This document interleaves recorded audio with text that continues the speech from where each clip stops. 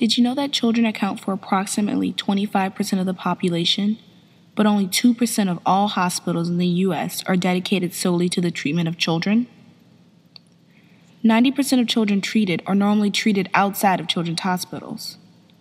Many general hospitals aren't adequately staffed or equipped to handle large numbers of acutely injured or ill children, and some authors suggest that children may account for up to 50% of those affected by a disaster.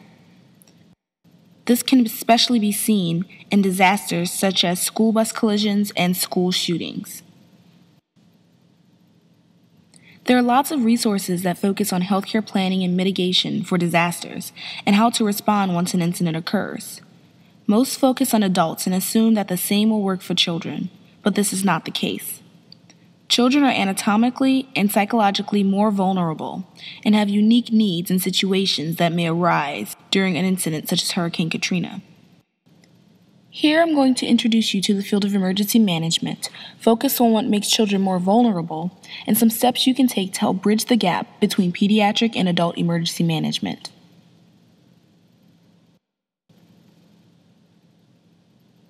Before we tackle that question, we must first define a disaster. So what is a disaster?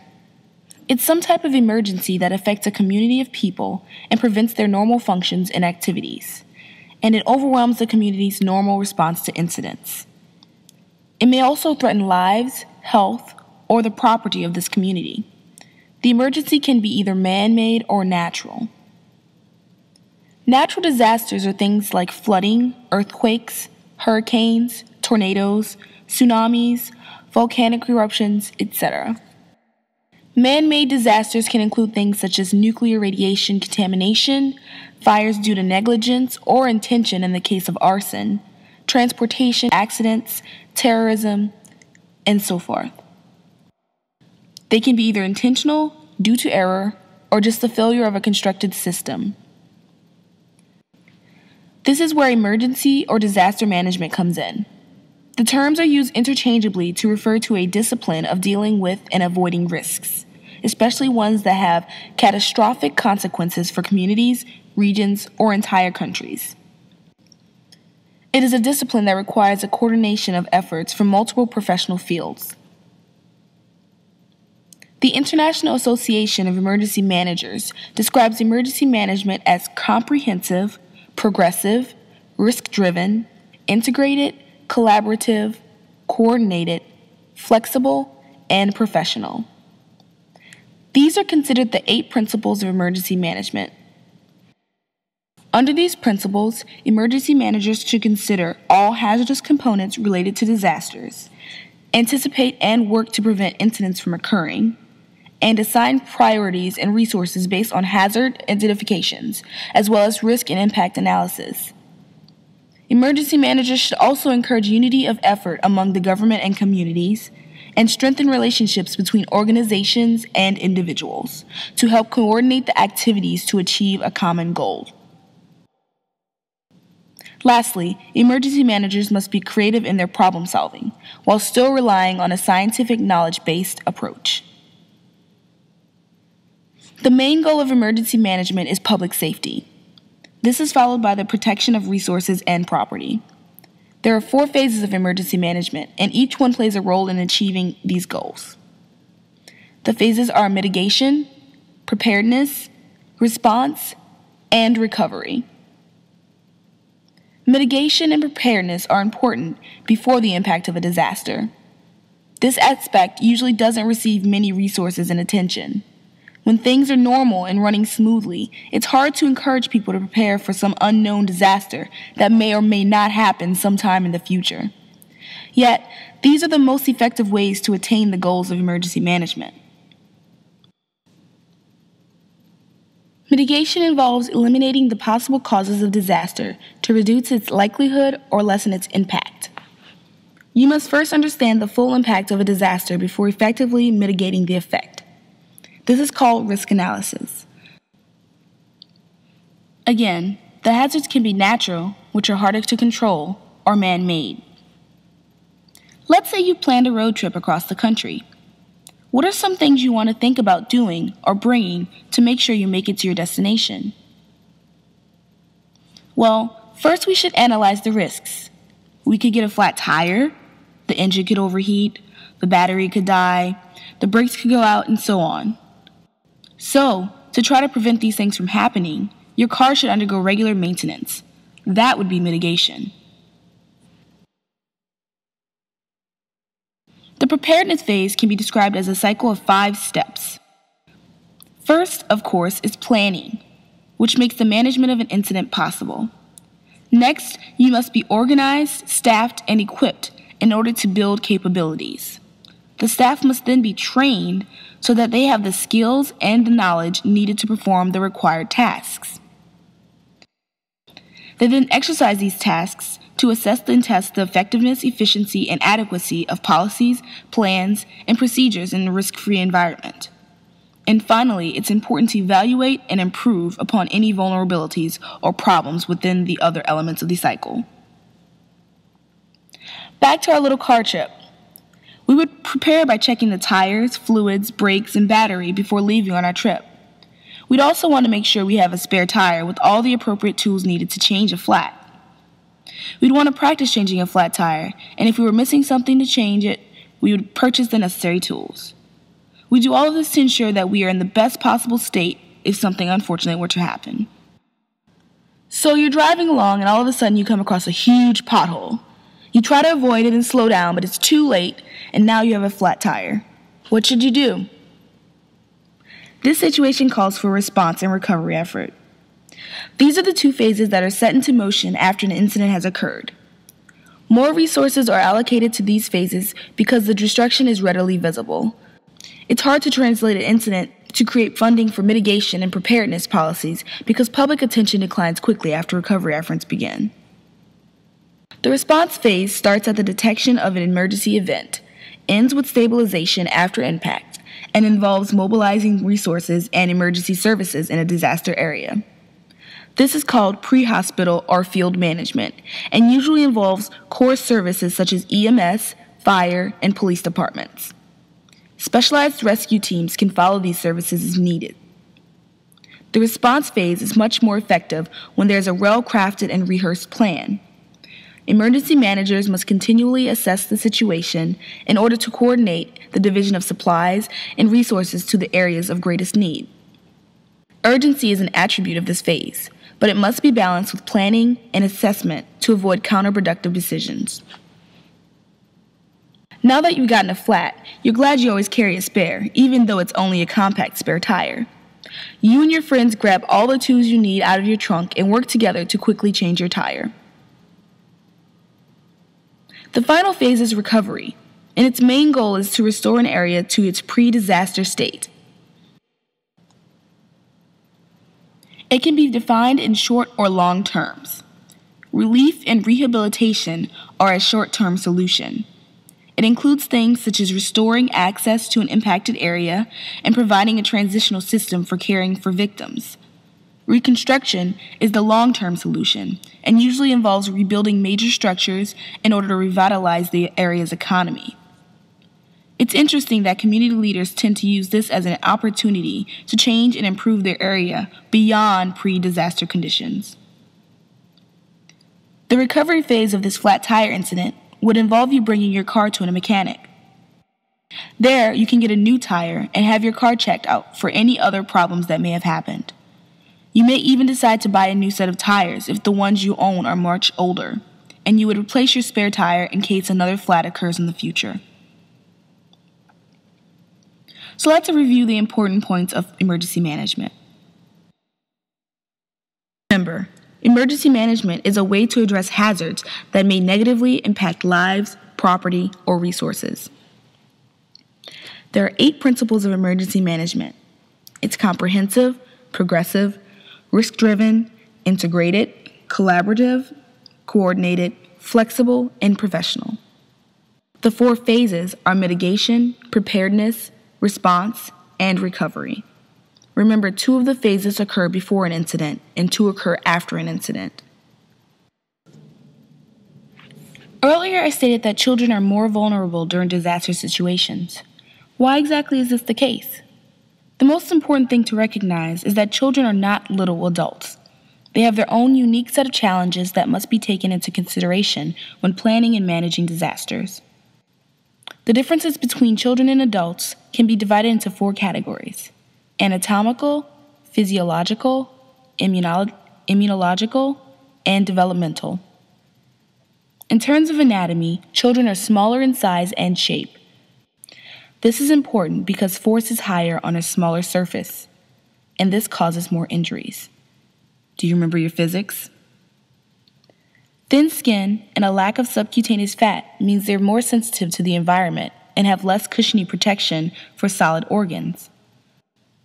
Children's bones are still in the process of mineralization, and so they experience fracture patterns such as a Salter-Harris fracture, which are unique to children.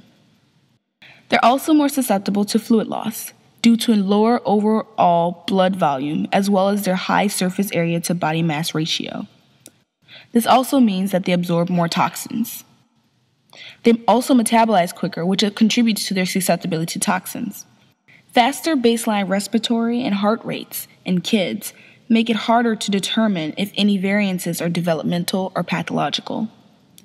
Infants are especially physiologically vulnerable because of their high nutritional and thermoregulatory needs.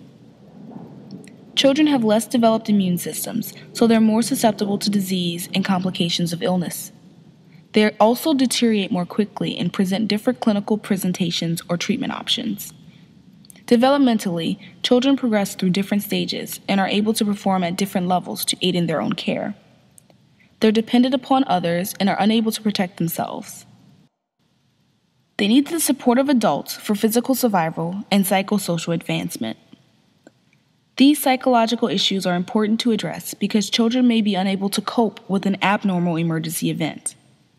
Later, they may develop problems such as depression, lack of focus, and poor performance in school. In addition to the challenges mentioned, children may become separated from their parents.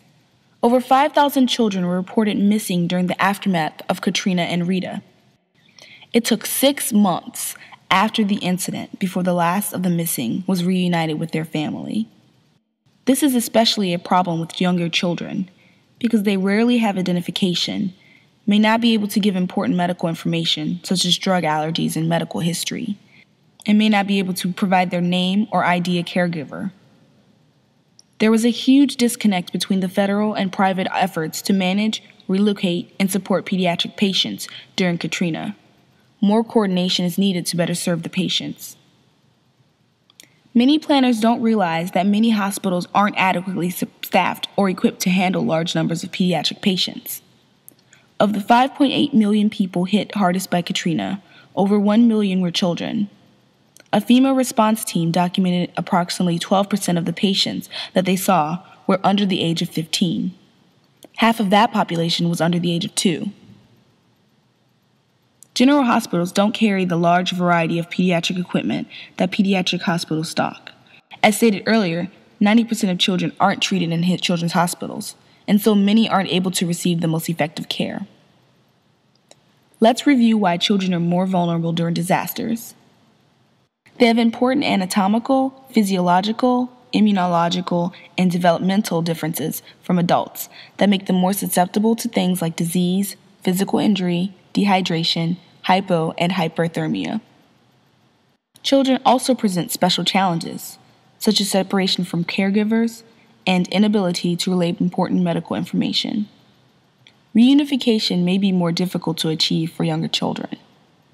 Many hospitals aren't adequately equipped to handle the large variations in sizes that children go through as they develop.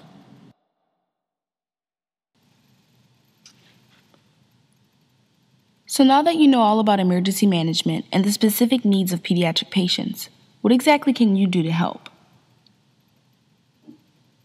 As a health professional, you are a primary source of knowledge for many families.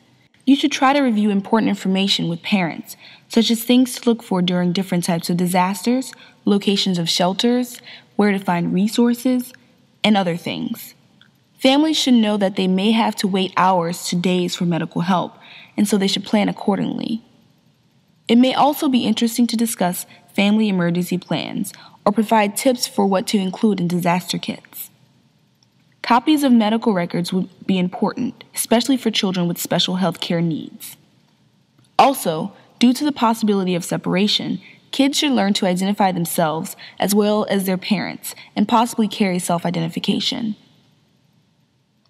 Medical providers can work with local shelters, hospital emergency departments, and emergency vehicles to help determine what's needed and arrange for pediatric equipment. One study showed that 6% of emergency departments had all of the recommended pediatric supplies.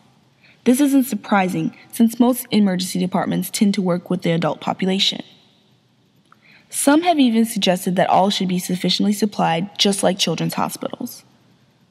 This is very cost prohibitive, since general hospitals may not see enough cases to utilize all of the resources before they expire, and it's very difficult to staff pediatric specialists. The solution that DC area hospitals concluded when funding became available for pediatric equipment was to give all of the funding to the area's children's hospital.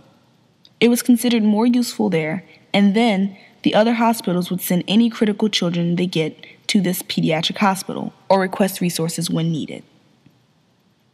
Healthcare providers should also be engaged in their agencies' and communities' disaster planning processes. Involvement can enhance preparedness plans and allows providers to vouch for the needs of children in these plans. Clinicians should also try joining organizations that schedule and perform drills in order to know your role in the case of a disaster. Organizations such as the Red Cross, the American Academy of Pediatrics, and the Medical Reserve Corps are all examples of organizations that you can join for this experience. All healthcare providers, no matter their specialty, should benefit from being involved in these drills, and planners should make sure to include children in as many drills as they can to help all providers be more comfortable working with children. One of the most important things to do before disaster is to estimate and prepare for surge capacity. What exactly is surge capacity? It's the ability to manage and obtain additional resources, such as equipment and staff, when needed during a high influx of patients. It is the process by which a healthcare facility will alter its assignment and use of existing and reserved resources to meet patient demands. For example, a hospital may have 5 pediatric intensive care unit beds, 4 of which on average are filled up. If they have 10 PICU patients from a pediatric disaster, they may surge PICU capacity by taking over 5 beds from the adult ICU, which is next door, and assigning PICU staff to staff these beds, and move pediatric equipment into these rooms. The staff may be augmented by taking pediatric floor nurses and assigning them to the least ill PICU patients. Surge capacity is exceeded when the need exceeds the supply. There was a New York City simulation study under normal conditions that found only half of the target surge capacity was achievable with the available resources. The author goes on to say that the evidence suggests that current pediatric resources will often fall short of meeting the needs of children in a large-scale event. It's for this reason that it's important to determine surge capacity for a hospital as well as local and regional schools, which can handle minor needs and free up resources in hospitals for the more acutely injured children. In summary, before disaster, discuss emergency preparations with your patients and their families, and make sure they keep copies of their medical records. Try to improve the care for pediatric patients by advocating and being sure children are thought of during planning and preparedness exercises. Become involved with organizations that perform drills in order to better prepare yourself for an emergency situation.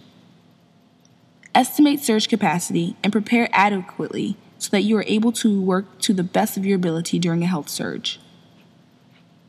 A major disaster incident has just occurred.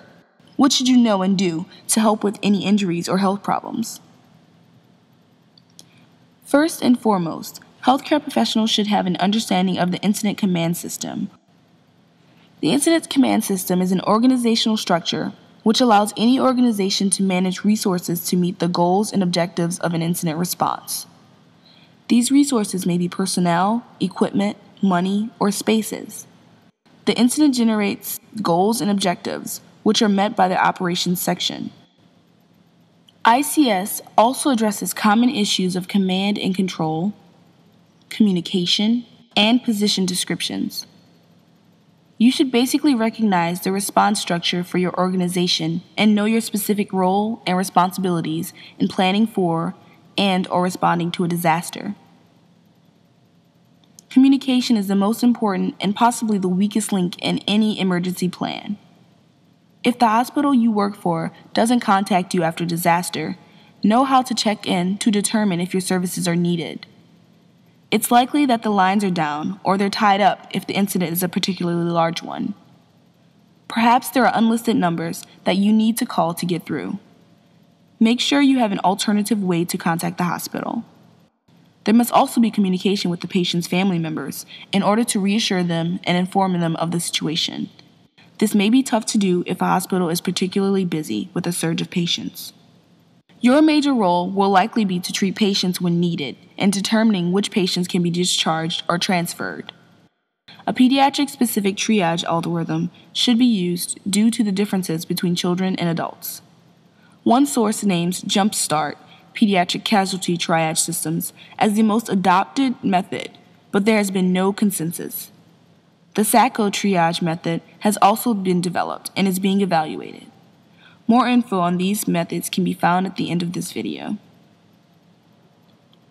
Professionals should be ready to treat patients with inadequate supplies and possibly in poor settings. This is determined by the nature of the disaster, the proximity of the nearest hospital, and the condition of the patient. One source has mentioned that medical responders function unassisted for at least 6 to 8 hours before resources arrive. Distributing more stable patients to remote sites is a strategy to control surge. Primary care may be provided in available buildings or tents, and these would have limited sources of power and water. Chronic illnesses are also important to manage because they have the ability to become acute emergencies, especially when patients cannot find the care they need. The main points to remember are: have a basic understanding of the incident command system and know your role in planning or responding to the disaster.